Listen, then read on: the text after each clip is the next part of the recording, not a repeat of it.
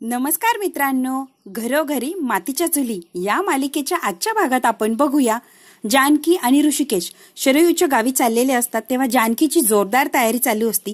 सगळी काही तयारी झालेली असते आणि गुलाबदादाने तिला सगळ्या याच्यात मदत केलेली असती। जानकी म्हणते, गुलाबदादा मी नसल्यावर घराकडे लक्ष द्यायचं आणि प्रत्येक घरात काय होतंय किंवा घरातल्या प्रत्येक वेळेची हालचाल मला फोनवर सांगायची। हो ताई साहेब, जे घरात घडणार ते तुम्हाला फोन लावून मी सांगणार आणि तुम्ही नसल्यावर घराची काळजी सुद्धा घेणार। तुम्ही अगदी बिंदास जा बरं, आणि लांबचा प्रवास या, मी तुमच्यासाठी काहीतरी खायला सुद्धा देतो। सगळी काही तयारी दोघांनी मिळून केलेली असती। आता मात्र ऋषिकेश घाईघाईने येतो कारण त्याला खूप उशीर झालेला असतो। जानकी, खरंच उशीर झालाय, चल बरं आवर। हो, तुमच्यामुळे आधीच नाही, खूप जास्ती उशीर झालाय। आता शरयू वंशाने इतके फोन लावले मला की बस। आता तेवढ्यात ऋषिकेशच्या फोनवर फोन येतो आणि ऐश्वर्याने आवाज बदलून फोन लावलेला असतो की इथे पार्वती मिळेल का मला, मी पार्वतीची मैत्रीण बोलतीये आणि पार्वती बोलायचंय मला, पार्वती सोबत देता का जरा फोन। तेव्हा ऋषिकेश म्हणतो, नाही इथे कोणी पार्वती वगैरे नाही, आणि ऋषिकेशने फोन बंद करून टाकलेला असतो। ऋषिकेश म्हणतो, ही पार्वती कोण आणि माझ्याकडे कशाला फोन आला। जानकी म्हणते, ऋषिकेश तुमच्या आईचं सुद्धा नाव पार्वतीचे। अगो हो, पण आई या जगात नाहीये ना, मलाही माहितीये। अहो हा योगायोग बघा की, तुमच्या आईचं नाव सुद्धा पार्वती आणि जो चुकून फोन आलाय त्यांनाही पार्वतीच हवीये। कसे योगायोग असतात, हो की नाही हो ऋषिकेश। पण चला आता आपल्याला खूप उशीर झालाय आणि बघा तिसऱ्यांदी फोन आलाय शरयूताईंचा। आता ऋषिकेश आणि जान्हवी पटकन निघालेले असतात शरयूच्या घरी जायचं आणि मग तिथून त्यांना सगळ्यांना मिळून सोबत गावी जायचं असतं। गुलाबदादाला जाईपर्यंत सांगते की हे बघा घराकडे लक्ष द्या, मी चाललीये। हो ताई साहेब, तुम्ही अगदी बिंदास्त जा, मी सगळं काही बघतो। आता जानकी निघून गेली की ऐश्वर्याला, आजीला, सारंगला घर अगदी मोकळं झालेलं असतं, कारण ते म्हणतात की जानकी आहे तोपर्यंत आपल्याला काही करता येणार नाही। एकदा की हे निघून गेले की सगळं काही आपल्या रस्त्यातला काटाच निघून जाणार। हो, पण हा आहे की तिचा पित्त्या गुलाब, याचा काहीतरी बंदोबस्त करायला लागणार। हा गुलाब एकदा रस्त्यातून गेला की सगळं काही रान आपल्याला मोकळं। ऐश्वर्या, आजी, सारंग विचारच करत असतात की आता नेमकी ह्या गुलाबचं करायचं काय, की हा घरातून गेला पाहिजे आणि सगळं घर आपल्याला मोकळं मिळणार। सारंग म्हणतो, काळजी करू नका ऐश्वर्या, मी आहे ना, या गुलाबची कशी वाट लावायची ना माझ्या पद्धतीने मी बरोबर लावतो, अजिबात टेन्शन घेऊ नका। आता ऋषिकेश ते गेलेले असतात आणि इकडे सारंगला पूर्ण घर मोकळं लागत असतं, कारण ऐश्वर्याने आदेश दिलेला असतो की सगळं घर मोकळं हवंय मला। गुलाब, तुला आता नाना आहे ना इतके मारणारे, काय झालं? अरे तुला झाडं आणायला लावली होती ना गुलाबाची, कुठे आहेत? हो माझ्या लक्षात नाही खरंच, मी जाऊन आणतो की लगेच सारंग दादा। कुठून आणणार? इथून सांगितले होते का? मग ते डबल मार बसणार गुलाब तुला। काय झालं? अरे पुण्यातून आण, तिथे व्यवस्थित झाडं असतात, चांगली क्वालिटीची। अहो पण मी जर आत्ता गेलो तर मला रात्रच होणार आहे ना परत यायला। सारंग म्हणतो, रात्र होणार आहे, मग तुला काय हरकत आहे, रात्र तर रात्र, पण नानांच्या मारापासून जर वाचायचं असेल तर तुला पुण्यात जाऊनच गुलाबाची रोपं आणायला लागणार। आणि जर नसन ऐकायचं बाबा, नानांचा मार खायचा असेल किंवा नानांचा शब्द जर मोडायचा असेल तर तू इथून जाऊन झाड आण किंवा कुठून आण, मला काही देणं घेणं नाही। पण मला कसं आहे ना, काळजी वाटली गुलाब तुझी, म्हणून म्हटलं की डायरेक्ट पुण्यातून झाड आण, म्हणजे नानांना ते आवडतील आणि तुला काय मार बसणार नाही। तुम्ही बोलताय ना अगदी बरोबर, घे हे पैसे आणि लगेच हवे तेवढे रोपटे घेऊन यायचे, तेही डायरेक्ट पुण्यातून। आता गुलाबला सारंगनी सांगितलंय आणि नानांचा धाक दाखवलाय म्हणल्यावर गुलाबला ऐकणं हे खरंच महत्वाचं असतं। म्हणून गुलाब म्हणतो, मी लगेच जातो, पण यायला इतका उशीर होणार आहे मला, आता अंधार काय अगदी रात्रच होणार आहे, कारण आता खूपच उशीर झालाय सारंग दादा। सारंग म्हणतो, हरकत नाही, आरामात ये, फक्त गुलाबाची रोपं घेऊन तेवढी ये। आता याला पैसे दिलेले असतात आणि काम सांगितलं म्हणल्यावर गुलाब अगदी प्रामाणिकपणे काम करत असतो। तो पुण्यातच जाणार असतो गुलाबाची रोपं आणायला। आता गुलाबही निघून गेला। ऐश्वर्या, आजी, सारंग मस्त आनंदामध्ये असतात, कारण घर अगदी रिकामं झालेलं असतं चकाचक। यांना अडवण्यासाठी किंवा रोकटोक करायला, काही बोलायला, धाक दाखवायला, कुठल्याही गोष्टीत काही बोलायला कोणीही घरात राहिलेलं नसतं, किंवा घरात काय घडतंय हे सगळं काही जान्हवीला फोन लावून सांगायलाही तिथं पित्त्या म्हणजे गुलाब नसतो। त्यामुळे आता यांचं चांगलंच रान मोकळं झालेलं असतं आणि हे हवंय तसं वागू शकतात। आता ऐश्वर्या म्हणते, बापरे सुटले बाबा, सगळी घाण काय घराच्या बाहेर गेली आणि मी मात्र एकटी घरात राहिले। कसं आहे ना आजी आणि सारंग, आता आपल्याला जे टार्गेट आहे ना ते पूर्ण करायला मजा येणार। म्हणजे कसं आहे ना, कुणी मध्ये बोलायला नसणार आणि आपण काय करतो कसं करतो हे विचारणारही कुणी नाहीये। सगळं काही आपलं राज्य, आज आपण या घराचे राजा राणी। कसं वाटतंय, या घराची मालकीन मी आहे, डायरेक्टर मालकीन आहे मी। आजी म्हणते हो हो हो, तूच मालकीन आणि तूच डायरेक्टर. हा, सगळं घर अगदी मोकळं झालेलं असतं. मग सारंग काय वेगळ्याच आनंदामध्ये असतो. ऐश्वर्याच्या पुढे पुढे करायचं म्हटल्यावर सारंगला काय सांगायला लागत नाही. अगदी तो साफसफाई करत असतो, हे इकडे हलव तिकडे हलव. ऐश्वर्या ती सारंग नसतं डोकं कुणी लावायला लावलंय, काय चाललंय कळेल का? ऐश्वर्या असं काय करताय? ऑडिशन आहे ना, मग ऑडिशन म्हटल्यावर घरात जागा नको का व्यवस्थित? ऑडिशन घेणार कुठे आणि ऑडिशन देणार कुठे त्या बायका? त्यामुळे कसं आहे ना, हे टेबल वगैरे हलवून जरा जागा करतोय. ऐश्वर्या म्हणते सारंग नको डोकं वापरू एक्स्ट्राचं, कारण मला माहिती आहे तुम्हाला डोक्याचा भाग कमी आहे. मी सांगते ना तेवढंच ऐकायचं. उगाच नसतानी चौकशा करू नका आणि पंचायतीत अजिबात करायला जाऊ नका. ऑडिशन कशी घ्यायची काय घ्यायची मी ठरवेल की. आणि शहाणपणा करू नका ऑडिशनसाठी जागा वगैरे. माझं मी बघेल. इथेच ऑडिशन घ्यायची आहे, काय साफसफाई करायची ती मी बघते, तुम्ही डोकं लावू नका. असं काय करता ऐश्वर्या? ऑडिशन घ्यायची म्हणल्यावर तुम्हाला मदत करायला नको का? नको म्हणले ना सारंग मी. मला जेव्हा आवश्यक असेल तेव्हा मी तुम्हाला सांगेल. प्लीज सारंग मध्ये मध्ये करू नका. आणि हे बघा माझ्या डोक्यात जाऊ नका, एकदा सांगितलं ना मी. बरं बरं बरं ऐश्वर्या, तुम्हाला जर त्रास होत असेल तर हे बघा मी नाही, तुम्ही जे सांगता ना तेवढंच काय करणार. आता सारंगला एकटाच दणका दाखवलेला असतो तेव्हा सारंग जरा गप्प बसतो. नाही तर इतका आनंदाने उड्या मारत असतो हा सारंग की त्याच्या आनंदाला काही थांग पत्ताच राहिलेला नसतो. लहान लेकरासारख्या उड्या मारत असतो. आणि ऑडिशन आहे, घरात बायका येणार वेगवेगळ्या याच्यासाठी, त्यामुळे त्याला इतका आनंद झालेला असतो लहान बाळासारखा. सगळं काही अगदी एक्साइटेड असतो तो की सगळं बघायचं, सगळी तयारी करायची. ऐश्वर्या मात्र त्याला काही करू देत नाही. डोकं लावू नका तुम्ही आणि आजी, अगदी शांत बसा. माझ्या डोक्याचा भुगा करू नका म्हणजे मला कामं पटापट करता येईल. आजी गप्प बसली तर ती आजी का? आजी मात्र मध्ये मध्ये करते आणि ह्या ऐश्वर्याच्या डोक्याला त्रास करतच असते. सारंग म्हणतो ऐश्वर्या एक बोलू का? आता काय तुमचं सारंग बोला. ऑडिशन इथं व्हायची? हो इथेच करायची, म्हणून तर घर सगळं मोकळं केलंय ना. आता कुणी आहे का आपल्याला अडवणूक करायला? ऐश्वर्या एक बोलू का? आता बोलाच सारंग, तुम्ही पचकले नाही तर कसं होणार? आपण जो ऑडिशन घेतोय अचानक जो कुणी आलं तर ऐश्वर्या कशी पंचायत होऊन जाणार नाही का? आपलं भांड फुटणार नाही का? वा वा वा वा वा, काहीतरी चांगलं पॉझिटिव्ह तुमची आजी आणि तुम्ही कधीच बोलू शकत नाही, है की नाही? निगेटिव्ह असं तुमच्या याच्यात ठासू ठासू भरलंय. अहो काही चांगलं करता येत नाही, मला काहीतरी आयडिया सुचवता येत नाही, मदत करता येत नाही, निदान थोबाड तरी बंद ठेवत जा सारंग. कशासाठी थोबाड वाजवताय?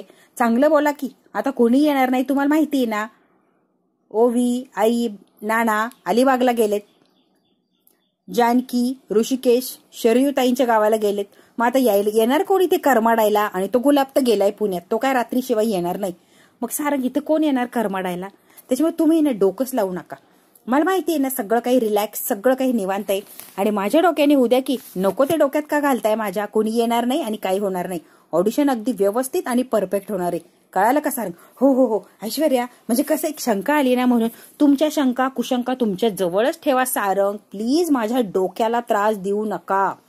ऐश्वर्याला इतका त्रास देत असतात ही सारंग आणि आजी, कितीही सांगितलं तरी गप्प बसतच नसतात.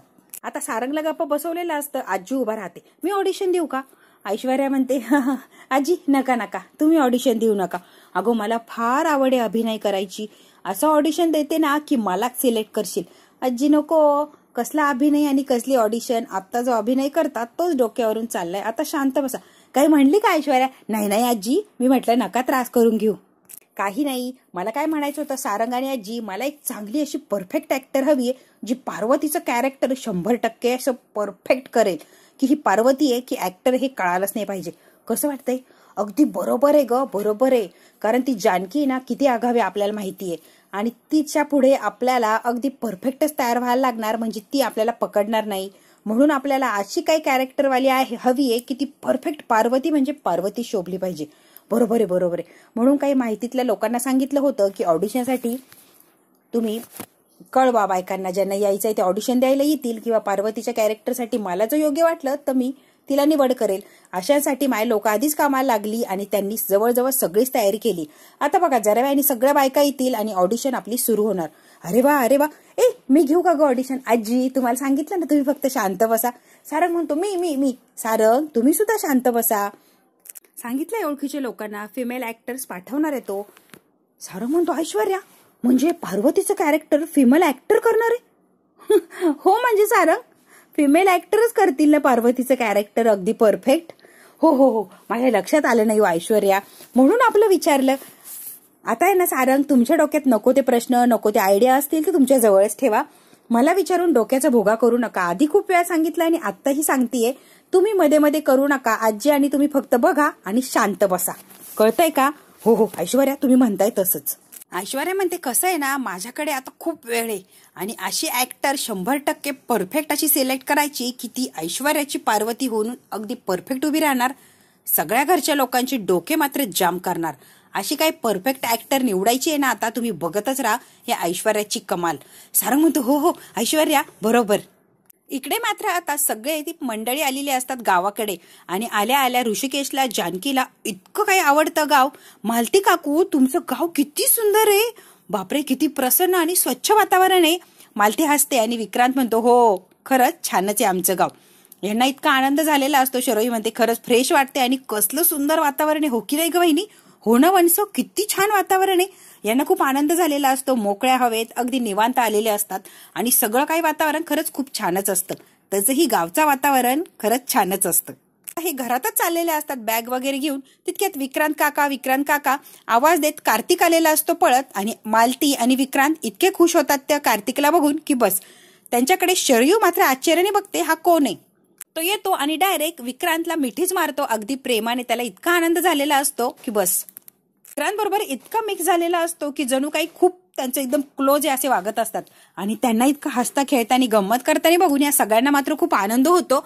आणि एक मनात शंका सुद्धा असते की इतके हे एक कसे, किंवा इतकं एक त्यांचं बॉन्डिंग कसं आहे. आता सगळ्यांना आता शंका आलेली असती, पण डायरेक्ट विचारायचं तरी कसं. जानकी म्हणते किती गोड मुलगा आहे हा, कोण? आता विक्रांत म्हणतो हा डॉन आहे, डॉन. काय डॉन? जानकी आणि ऋषिकेश म्हणतो डॉन? हो हा डॉन आहे, डॉन आमच्या गावातला. विक्रांत म्हणतो अख्ख्या गावातली पोरं आहे ना त्यांचा मोरक्या आहे हा कार्तिक. कार्तिकला जेव्हा विक्रांत मोरक्या म्हणून ओळख करून देतो तेव्हा इतकी छाती त्याची फुगलेली असते आणि खूप ऍटिट्यूड मध्ये उभा राहतो आणि कॉलर वगैरे नीट करतो. ऋषिकेश म्हणतो अरे बापरे डॉन आहे का हा, मग जरा घाबरूनच राहायला लागणार. विक्रांत म्हणतो माझा मित्र आहे ना विनय, त्याचा मुलगा आहे हा. शरयू म्हणते नाही मला आठवत नाहीये. मालती म्हणते अगं तुला माहित असायला आठवायला तो आधी तुझी ओळख किंवा माहिती तर पाहिजे ना तुला. तुझ्या लग्नाच्या आधीची गोष्ट आहे ही, आणि विक्रांतच्या शाळेतला मित्र होता तो. खूप गहिरी यारी होती यांची, एकदम घट्ट मित्र. शरयू म्हणते आई होता म्हणजे काय? अगं विक्रांत म्हणतो हो विनय आणि नेहा 7 वर्षांपूर्वी बेंगलोरला प्लेन क्रॅश झालं, त्याच्यामध्ये दोघांचाही मृत्यू झाला आणि हा मात्र एकटाच राहिला. मग याला सांभाळायला कोणीच नव्हतं. मग याला आजोळी सोडलं म्हणजे आजोबांकडे, आणि आजोबा खूप प्रेमाने त्याची देखभाल करतात आणि खूप काळजीही घेतात. ऋषिकेश म्हणतो मग इथे कोण सांभाळतं? अहो आजोबा आहेत की गंगाधर पंत, इथल्या शाळेत शिकतो, यांच्याकडे राहतो आणि इथे गावात शाळा आहे मग इथे शिकतो. आता लगेच कार्तिक म्हणतो 1 नंबर शाळा आहे आमच्या शाळेचा नाद करायचा नाही, 1 नंबर शाळा. जानकी म्हणते हो का, किती गोड आहे हा. कार्तिक इतका बडबड आहे, इतका गोड असतो. विक्रांत काका डोंट माइंड, पण ही कोण? अरे माझी बायको आहे ती शरयू. अरे कार्तिक मी तुझ्या विक्रांत काकाची बायको आहे शरयू. शरू काकू म्हणायचं मला. ओ आलं लक्षात. शरयू म्हणते हा माझा दादा ऋषिकेश आणि ही माझी वहिनी जानकी. कार्तिक इतका बडबडा असतो, काका हिला काकू म्हणायचं हे तर समजलं, पण या दोघांना मी मामा आणि मामी म्हणू शकतो का? यांना धक्काही बसलेला असतो आणि आनंदही होतो. जानकी ऋषिकेश हसायला लागतात. हो नक्कीच मामा मामी म्हण, आम्हाला चालेल आणि आवडेल सुद्धा बर का कार्तिक, आजपासून मामा आणि मामी. जानकी म्हणते का हो आपण ओवीला आणायला पाहिजे होतं ना, कार्तिक सोबत छान मैत्री झाली असती. आणि किती बडबड आहे दोघं, खरंच दोघांचं काय जमलं असतं. ऋषिकेश म्हणतो हो ना खरंच ओवीला आणायला हवं होतं, खरंच चुकत झाली. अशी काय गंमत जम्मत केली असती ना दोघांनी की बस. ऋषिकेश म्हणतो चला आता आज जाऊन जरा फ्रेश वगैरे होऊ. कार्तिक म्हणतो असं कसं, तुम्हाला आज जाता येणार नाहीये, आमच्या गावची प्रथा आहे. काय रे, आमच्या गावात कुणी आलं की आधी देवीचं दर्शन घेतं मग घरी येऊन आपल्या कामाला लागतं. आणि माहिती आहे का तुम्हाला आज देवीच्या इथे गोड गोड शिरा सुद्धा आहे प्रसाद आला. आता जानकी म्हणते अरे वा, शिरा आहे म्हटल्यावर तर आपल्याला देवीच्या दर्शनाला जायलाच लागणार आहे. कसं आहे ना ऋषिकेश, आपल्याला जायचंच आहे ना? हो हो चला आधी आपण देवीचं दर्शन घेऊया. कार्तिक इतका गोड असतो की थोड्याच वेळात इतका लाळा लावलेला असतो सगळ्यांना आणि तो खूप हवासाही वाटत असतो. चला कार्तिक बुवा आता मंदिरात जाऊ आणि प्रसाद सुद्धा खाऊ आणि देवीचं दर्शन सुद्धा घेऊ. आता सगळे आता हे मिळून मंदिरात चाललेले असतात. देवीच्या तिथे पूजाही असते, गोड प्रसादही असतो आणि देवीचे पायाही पडायचं असतं. मालती म्हणते शरयू जानकी आपण आलोय ना अनैसा, देवीच्या इथे उत्सव सुद्धा आहे, तर दोघींनी देवीची ओटी भरा, मनोभावे दर्शन घ्या. हो आई तुम्ही म्हणताय तसंच. इकडे आता ऑडिशनसाठी खूप बायका आलेल्या असतात आणि सारंग म्हणतो नाव काय, त्या सगळ्या सोबत म्हणतात माझं. नाही नाही, एकीकीने सांगा, मला गोंधळ करू नका. आता पहिल्या बाईला म्हणतो ताई नाव सांगा तुमचं. सुलेखा कपूर. सारंग नाव लिहित असतो. सुलेखा ठीक आहे, पण कपूर काय? अहो कसं आहे ना, मी जर फेमस झाले, कुठे अवॉर्ड वगैरे मिळाला, तर अवॉर्ड घ्यायला कसं सुलेखा कपूर म्हटलं की रिच वाटणार ना, आणि कसं मोठ्या मोठ्या लोकांची नावं कसं कपूर वगैरे असलं की जरा छान वाटतं ना, म्हणून मी कपूर असं नाव लावलंय. माझं नाव कसं घेतील? सुलेखा पेंट्या कपूर. सगळे उभा राहून टाळ्या वाजवतील की कपूर. वाव, सारंगात हसायला लागलेला असतो. सारंग म्हणतो ताई ऍक्टिंग येते ना? काय विचारलं? ऍक्टिंग येते. दरवर्षी नाटकात काम करते मी आणि मला विचारता ऍक्टिंग येते? उगाच आले का इथे? आता दुसरी बाई असते, तिला नाव विचारतो सारंग. नाव सांगा. सीमा लता रमेश. तुम्ही एकट्याच आला आणि बाकीची माणसं कुठे? ती म्हणती सगळं नाव माझंच आहे. सारंग आता परत हसायला लागतो. पेमेंट एकटीच मिळेल? हो, मी माझ्या आई वडिलांचं सुद्धा नाव लावते, म्हणून इतकं मोठं नाव आहे माझं. सारंग म्हणतो असू द्या. सारंगला सगळ्यांना बघून गंमतही येत असते आणि डोकंही फिरत असतं. वेगवेगळे नमुने बघायला मिळत असतात. सारंग म्हणतो कठीणच आहे सगळं. ऐश्वर्याला खरंच चांगली ऍक्टिंग करणारी पार्वती मिळणार आहे का? अगदी परफेक्ट अशी पार्वती म्हणून शोभली पाहिजे. देवा, काय ते ऐश्वर्याला परफेक्ट पार्वती मिळू दे रे. सारंगला टेन्शन आलेलं असतं. इकडे आता ऐश्वर्याने तयारी केलेली असते. कॅमेरा वगैरे सगळं सेट केलेला असतो. कसं आहे ना आजी, आज फायनली आपल्याला पार्वती सापडणार म्हणजे सापडणार आणि आपलं काम अगदी परफेक्ट होणार. आजी म्हणते हो ना ऐश्वर्या. ऐश्वर्या म्हणते आजी तुम्हाला एकच काम करायचंय. आजी म्हणते माहितीये मला, माझ्या लहानपणी मी हे चलचित्र कार्य बघितलंय. कोणतं कार्य? अहो आजी कोणतं कार्य? अगं हे शूटिंग वगैरे. हो हो हो, आलं की लक्षात. ऐश्वर्या म्हणते आजी क्या बात आहे, खरंच मोस्ट टॅलेंट. करून दाखवा बरं मला. करून दाखवू? अगं तुला काय सांगू ऐश्वर्या. आजी सांगू नका, करून दाखवा. आजी म्हणते करून दाखवते की. आजी डायरेक्ट जिथे लॅपटॉप वगैरे असतं, जिथे ऐश्वर्याला बसायचं तिथे जाऊन आजी बसलेली असती. ऐश्वर्या म्हणते तिकडे गेला, इथून ऑपरेट करायचा आहे कॅमेरा आणि तिथं काय करताय? आजी बसते आणि म्हणते रोलिंग ऍक्सिंग. ऐश्वर्याचं डोकं अगदी जाम झालेलं असतं, कारण आजी आणि सारंग एक एक नमुने मिळालेले असतात. ऐश्वर्या आजीच्या जवळ जाते. उठा इथून, उठा. कशाला? उठा म्हणते ना मी, उठा.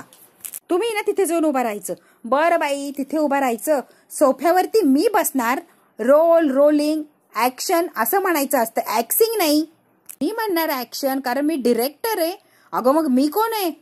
आजी तुम्ही DOP. कोण म्हणली? कोणतं पद? DOP. अगं POP ऐकलं होतं, DOP पहिल्यांदाच ऐकतेय मी. ऐश्वर्या म्हणते बापरे देवा, कुठून यांना प्रोफेशनली गोष्टी सांगत बसले, सगळं डोक्यावरून जाणारी यांच्या. ऐश्वर्या म्हणते देवा, यांना कसं समजून सांगू. आजी तुम्ही जेव्हा तुमच्या रूम मध्ये बसून मोबाईलवर कसं बटणं दाबत असता सारखं कचकच, तसेच बटणं दाबायचे, तेवढंच काम आहे. हो एवढंच काम होय. मग कसं ग? हे बघा, हे लाल बटन आहे. मी जेव्हा स्टार्ट म्हणन तेव्हा हेच दाबायचं, ऍक्शन म्हटल्यावर, आणि कट म्हटलं तरी लालच दाबायचं. अगं ऐश्वर्या एवढंच काम आहे. मग सरळ सांगायचं की एवढं चालू बंद करायचं, एवढं काय सांगत बसली? हो आजी तेवढंच काम आहे तुमचं. ऐश्वर्या म्हणते चालू करायला पण लाल बटन आणि बंद करायला सुद्धा लाल बटन, एकच बटन ऑपरेट करायचंय. अगं बाई समजलं की ऐश्वर्या, तू टेन्शन घेऊ नको. आजी म्हणते ऐश्वर्या सोपं आहे ग, हातचा मळ आहे, हातचा मळ. DOP होणं. मला वाटलं अवघड आहे. काही अवघड नसतं. तू बघ असं करते मी. ऐश्वर्या म्हणते हो परफेक्ट करा आजी. आणि आजी मी डिरेक्टर आहे ना, मग मी सांगेल तसंच ऐकायचा. हो. ऐश्वर्या म्हणते देवा, कुणाच्या डोक्यात खुर्ची फेकून मारली नाही ना तर मिळवलं मी आज. डोकं माझं इतकं पिकलेलं आहे आणि ह्या दोघा माकडांनीच डोकं पिकवलंय. बाकीच्या आल्यावर तर काय हालत व्हायची. खरंच मिळवलं. ऐश्वर्या खूप चिडलेली असते आणि यांनी इतकं बोर केलेलं असतं. ऐश्वर्या आता रिलॅक्स होते आणि म्हणते ऐश्वर्या रिलॅक्स. तू आहे ना कामाकडे फोकस कर, यांच्याकडे फोकस करू नकोस. कामावर फोकस ठेवायचा. आपल्याला काही झालं तरी पार्वती शोधायची अगदी परफेक्ट. आणि ऐश्वर्या तू कोण आहेस? I am a director. मी कामावर असं परफेक्ट फोकस ठेवणार आहे की बस. ऐश्वर्या म्हणते आज तुला परफेक्ट पार्वती कास्ट करायची. Okay I am a director. Aishwarya अशी स्वतःला शांत करते, स्टेबल करते आणि डिरेक्टर म्हणून अगदी तयारीमध्ये उभी राहिलेली असते. काही झालं तरी आज मला माझी पार्वती शोधायची म्हणजे शोधायचीच. मनाची निश्चय केलेला असतो आणि ऐश्वर्या जे ठरवते ते करण्याचा प्रयत्न करते. पण हे दोन माकडं तिला इतकी त्रास देत असतात, तरीही एवढ्यातून ती स्टेबल होऊन अगदी स्वतःला सावरून म्हणते I am a director, I am ready for. मी आता रेडी झालीये माझी पार्वती शोधण्यासाठी. फोकस फक्त पार्वतीवर पाहिजे. ऐश्वर्या आता तयारीत असते. इकडे मात्र आता ही सगळी मंडळी मंदिरात आलेली असतात आणि आता मंदिरात देवीचं दर्शन घ्यायचं असतं. देवीचा उत्सवही चालू असतो. आता शरयू देवीच्या पाया पडते आणि जानकीही पाया पडते. सगळेच पाया पडतात मनोभावे, अगदी व्यवस्थित त्यांचं दर्शन झालेलं असतं.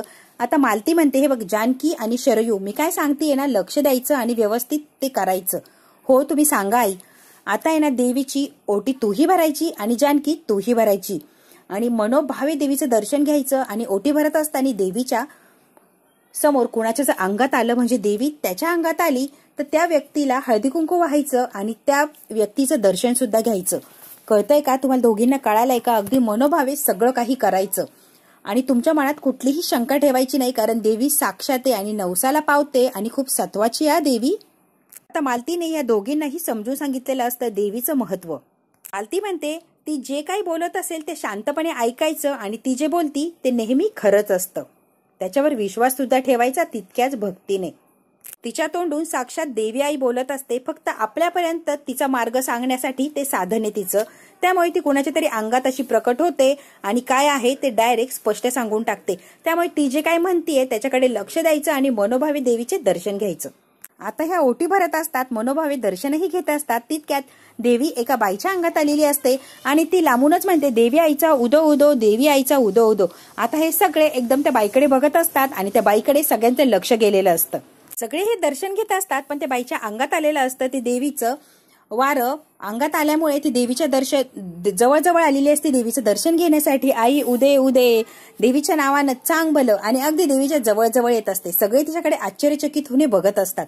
मित्रांनो, हा भाग इथेच संपतो. पुढच्या भागात काय होणार अगदी थोडक्यात बघूया. आणखी तिला हळदी कुंकू लावत असते. ती म्हणते, आईची कृपा आहे तुमच्यावर, हरवलेली व्यक्ती परत येणार आहे. येणारा संकेत नाकारू नका, भूतकाळ नाकारू नका, सत्य आहे ते स्वीकारा. त्या बाईच्या अंगात आलेलं असतं आणि तिने नकळतपणे सगळं काही स्पष्ट यांना सांगितलेलं असतं. ती जे काय सांगतेय याचा अर्थ काही कळालेला नसतो, पण यांना थोडा तरी धक्का बसलेला असतो. भूतकाळ परत येणार म्हणजे अर्थ काय?